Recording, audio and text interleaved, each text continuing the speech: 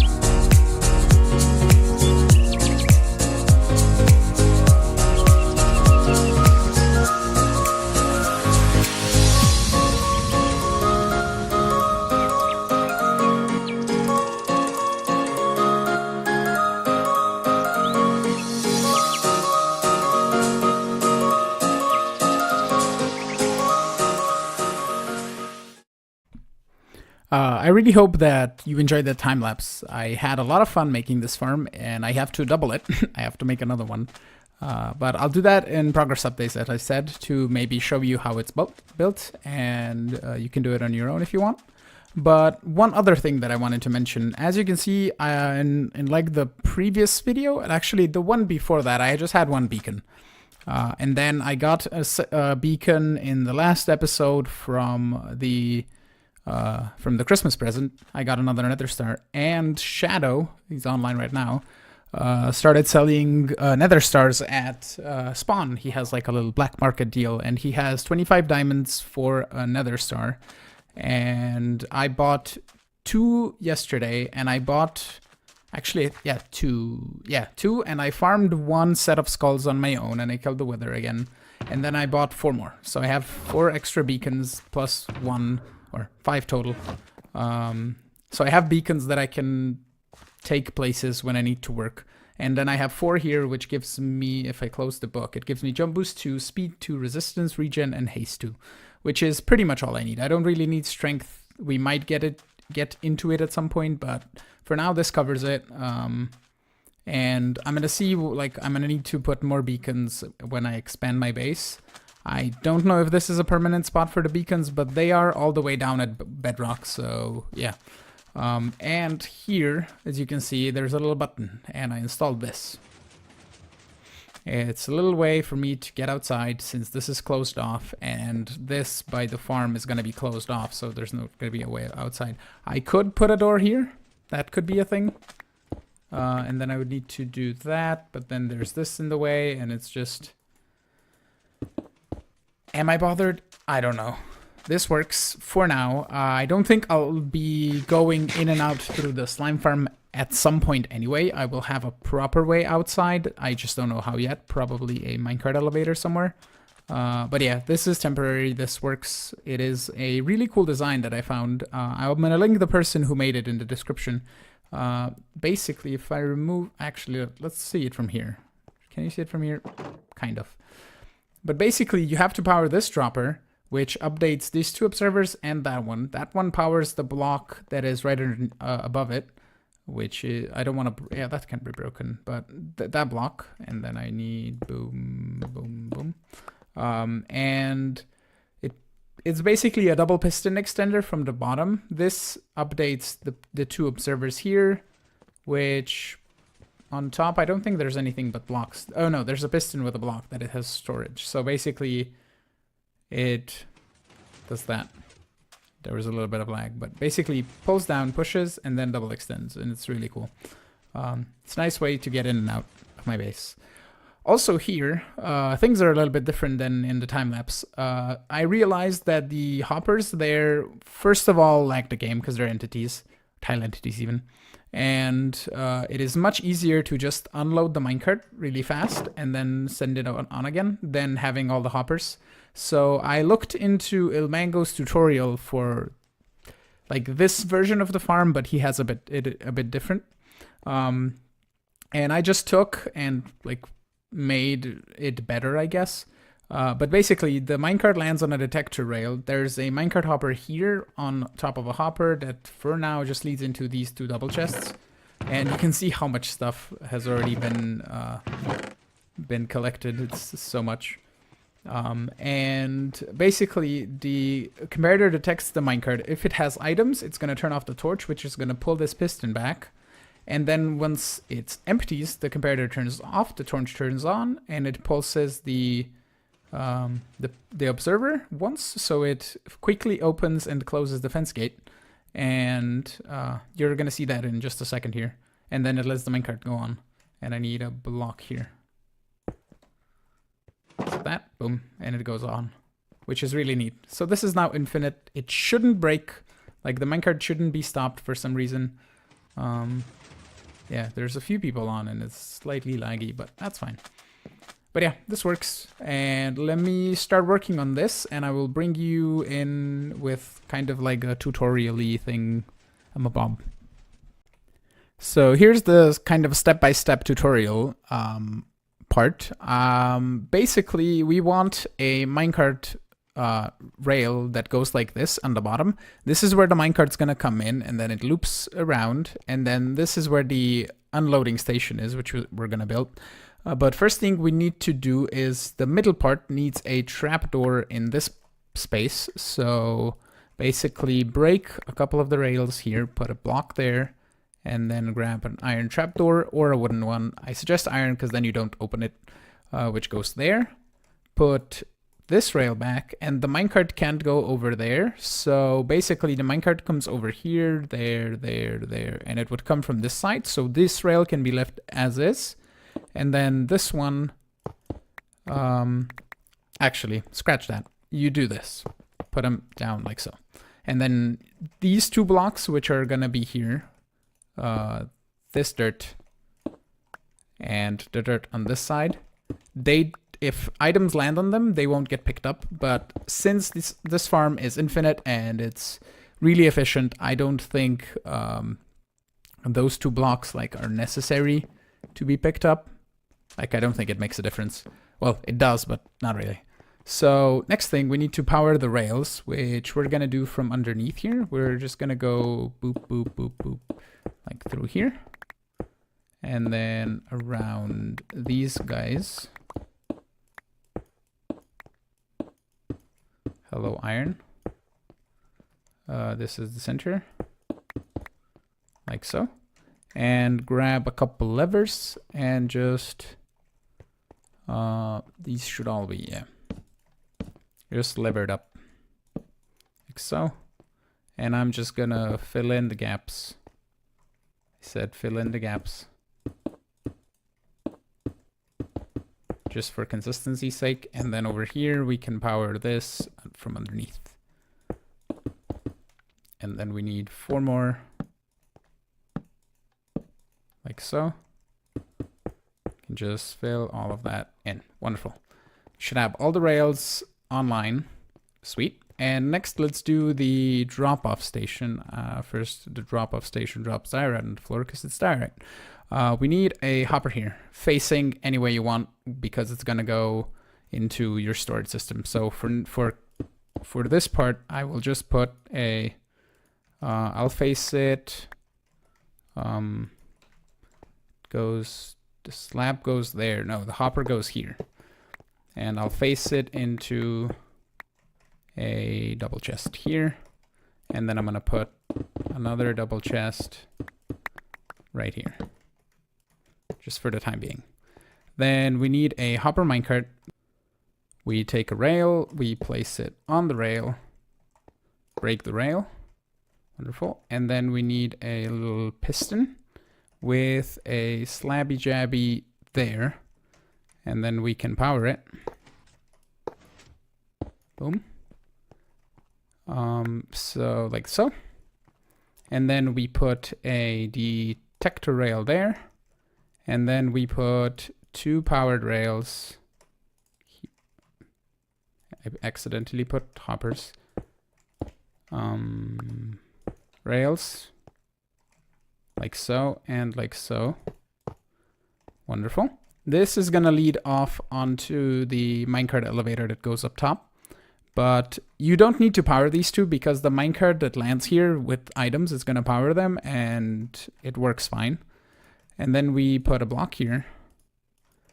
Comparator goes into a block with a redstone torch on the back with another block, a sticky piston that extends, and an observer here. And then over here we need to actually break the rail, place a block, and then a fence gate. And replace the rail there. And for demonstration purposes, we're gonna do this and this. I'm gonna go grab another minecart hopper. I think I have minecarts here. Minecart hopper. We are gonna put it here, put some items into it. Nudge. Can I nudge it? Is that a thing that I can do? Wonderful.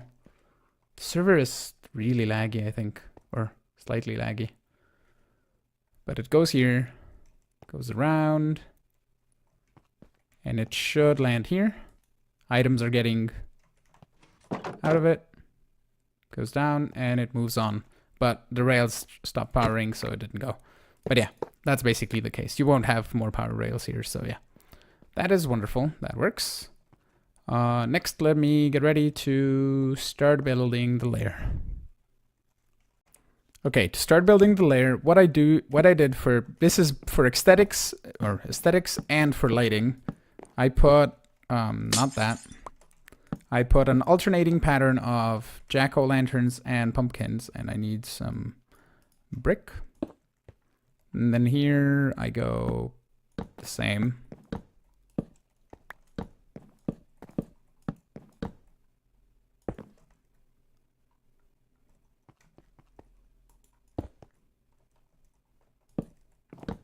Just for consistency's sake, like so. Then you go a layer up, and then you just alternate. But you need to do this step before you place in the dirt, because if you place in the dirt, you won't be able to place in the pistons that break the things. So the pistons then go alternating here. Like so, and here. I will grab a little bit of glass. And I'll just glass this top part. Actually, we can glass all of it, because I can simply walk around. And I will put a block here just so I can jump over it. And now we need a checkerboard grid of pistons and air blocks, or you can put regular blocks if you want. So basically just go around and fill this entire thing with a checkerboard layer of pistons until it looks like this. So there we go. And next step is to get inside and start putting in the dirt, which goes on top of the rails and fills the entire thing 100%. And there we go. In the middle here, we need to place in, let's just get here. We're gonna place in an ice and then put that there and then get out of here. And we're just gonna jump in and break the ice to make a water source. Then take your hoe and just go around, and every gap that doesn't have a piston needs to be hoed.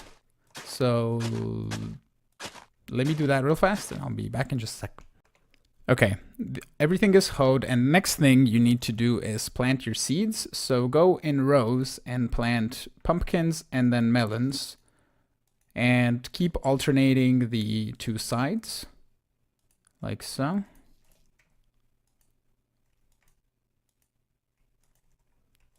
And the next one.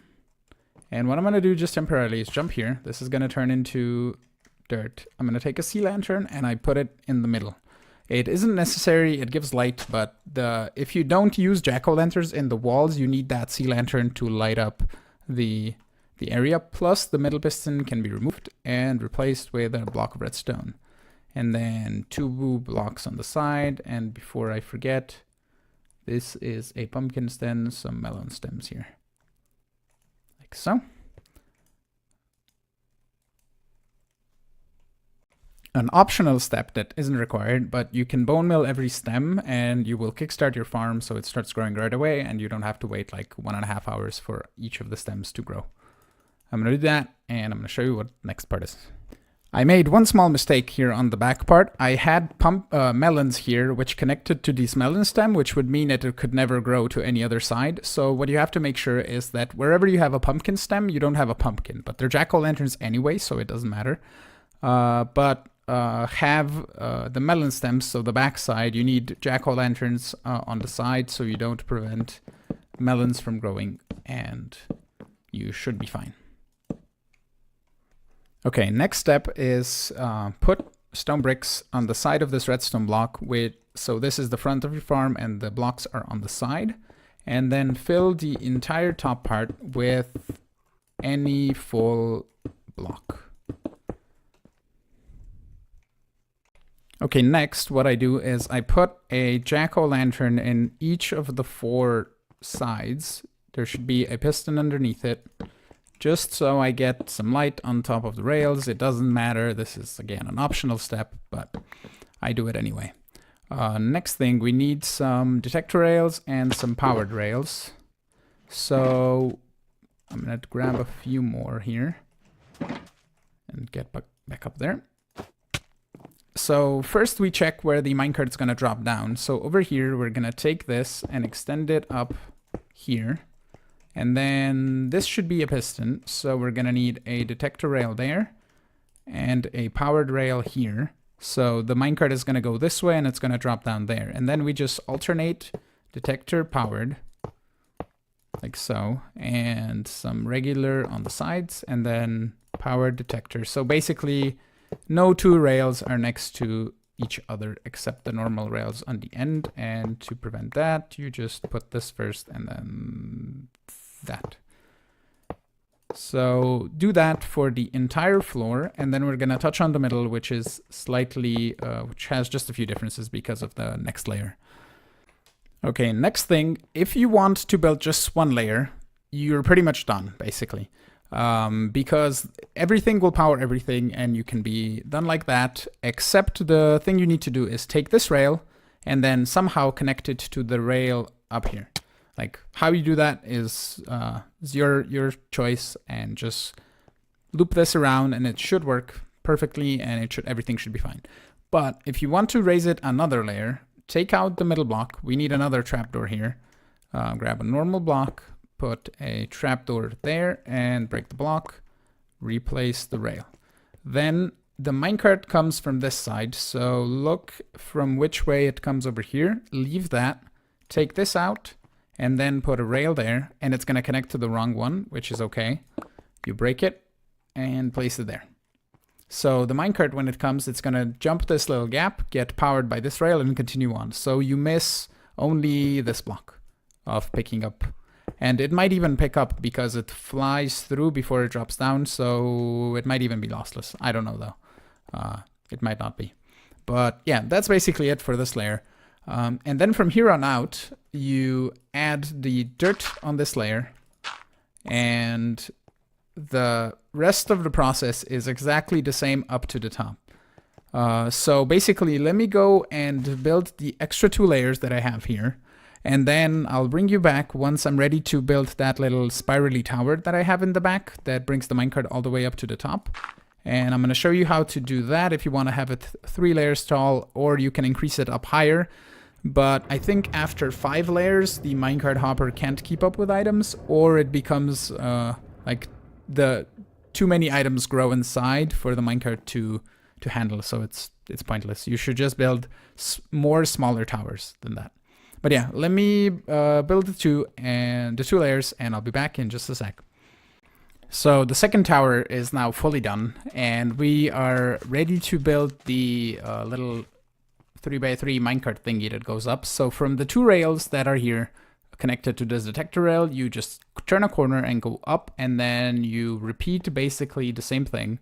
So over here, we're gonna go up and put up one there, one here, and then go up. And I need power rails, boom, and then turn and go up and up.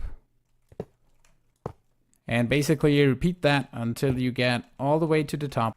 Okay, so on this side, I had to change a few things. I'm not gonna have the tower here. I built it over there because if it's here, it's gonna be right in the way of this pathway, which I wanna extend forward. And here I have the chance because there's nothing in my way.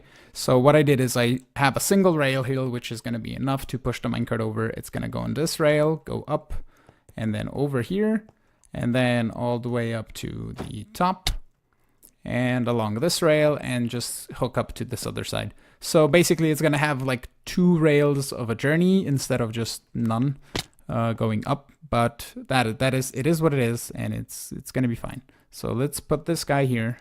Let's actually put it away. Go little minecart, do your thing.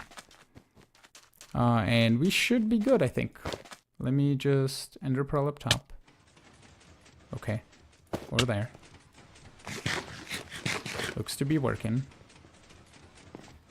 It's gonna drop down there. Oh, ha, mistake. I forgot to extend this upwards 2 blocks. And let's add you here. Boom, go. On that other row. It's going. And it got stuck because I'm an idiot and I made it wrong. Okay, fixing time. Okay, I fixed the problem. Basically, I just switched the rail. It was facing the wrong direction, so the minecart got stuck. But yeah, this is fully working now. Both of them are really nice. And one extra thing that I want to mention: the way it's built, it has built-in overflow protection. So for example, this chest is full, and when this chest gets full and the hopper's behind it, basically as long as the minecart is here and it has items inside of it, which basically means that this minecart hopper cannot take any more items in, it's gonna stay here until it's empty. So until you take something out, the minecart's gonna stay, the farm's not gonna run, not produce any entities at all, not cause any lag, so it's gonna just stay idle. As much as items are gonna grow as they can grow, and that's basically it. Yeah, this one's working. That one's working, and making them go in sync is impossible because they will grow different amounts of items and different amounts of things. So basically, yeah. That's pretty much it. The farm is done, so that's really neat. I looked at the time of the episode, and it's getting pretty long anyway, so I'm gonna end it off here. I wanna thank you all for watching. I hope you enjoyed this episode. If you did, hit that like button. If you're new to the channel, consider subscribing, and I will see you in the next one. Have a wonderful day. Bye-bye. When it went down.